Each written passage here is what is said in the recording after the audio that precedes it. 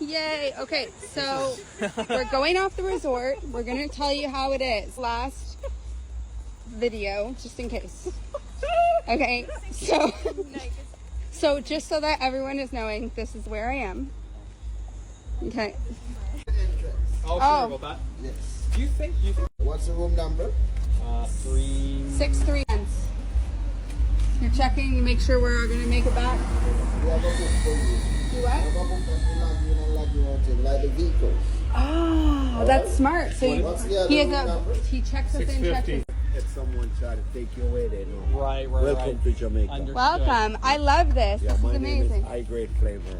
Yeah? I good Bob flavor. Marley, man. I do the dancer. Awesome. Yeah. Yeah, man. So you want to get some cigarettes? Cigarettes, yeah. Yeah. No Bob Marley today? No Bob Marley today. Where you from?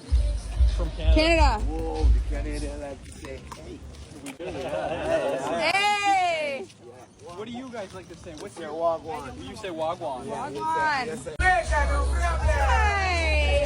are you? Oh my God! Walk in the bar, man. Walk in the bar. Walk in the bar. Welcome. Walk in the bar. That's your favorite. It's down to earth. Thank you. Thank you. Appreciate it. It's your hometown too, all right? Yeah? I love that. How long have you been here? Well, I'm born and raised here. I'm from Kingston. Okay. You know, I'm in the country now, chilling. Is this the country? Yeah. Amazing. Here.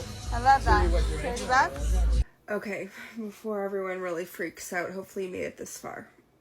This was a huge highlight for me and I really enjoyed it. So the first thing though that was a little bit odd, because obviously we're nervous a little bit coming off the resort because you hear things that can happen literally anywhere. Things can happen in your own backyard, so let's just start with that.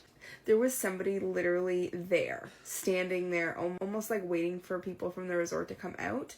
And he was like our chaperone, but it was really neat because when it started getting a little bit dark, he actually said, okay, like it's probably time to head back to the resort now. So he walked us back to the resort and we gave him a little bit of tip money. So I kind of say that was like his side hustle. To be honest, we just came off the resort to get cigarettes because at the resort it was so expensive. Not that I was smoking them, but anyways, the group people needed cigarettes. Went on vacation, am I right?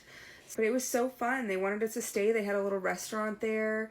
It was good vibes. They were so hard to negotiate though with for the price of cigarettes. But anyways, for me it was like I wasn't sure what the guy meant, our little chaperone, when he was like, yeah, like probably a good time to like go home now.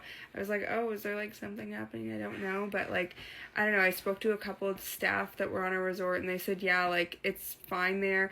I really liked that the leader of the bar, the group, that area, is that he helps a lot of the kids, like with some of the funds that they get from the bar, the restaurant, whatever, and helps out kids that are struggling. So it was a really cool story. We loved chatting with them. Good vibes, good energy, as you can see from the video. If I ever decide to go back to Jamaica, I would definitely not do a resort. I would just go do an Airbnb or something and go and like just submerge myself in the culture, because I had way more fun the moments that we went off resort. And I'll tell you about a couple other experiences where we went off resort. Loved it.